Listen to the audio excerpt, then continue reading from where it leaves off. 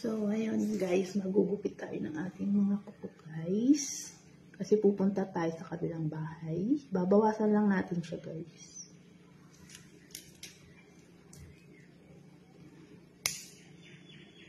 Kasi baka maputol.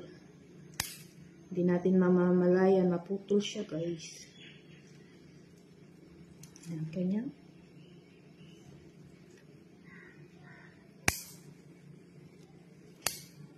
Mahirap na kapag busy ka, tapos marami ang ginagawa, diba? Biglang maputol. Mas masakit yun sa breakup, guys. Kaya, kailangan natin putulan. Pahabain na lang natin uli kapag hindi na busy. Diba? Ganyan siya kaigsi.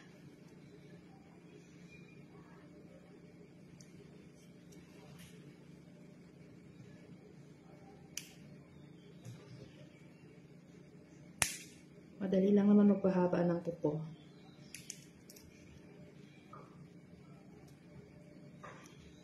Ayan. Hindi siya pudpud pero okay lang.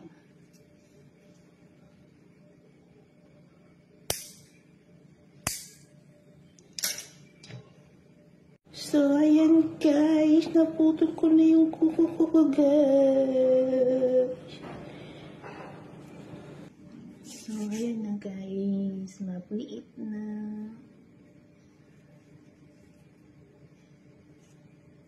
Wala, kailangan natin putulan kasi baka maputol ng disadya habang may ginagawa tayo mamaya. Punta tayo sa kabilang bahay mamaya guys. Kaya kailangan natin magupit ng maigsi. Hindi siya pudpud kasi hindi ako nagpupudpud ng kuko. Ayan. Mahirap maputulan ng kuko, masakit. Mas masakit pa sa breakup. Ayan. Mamimiss ko yung kuko ko guys. Kaso wala, no choice tayo kundi ba bawasan. So, kanya na siya kaigsi.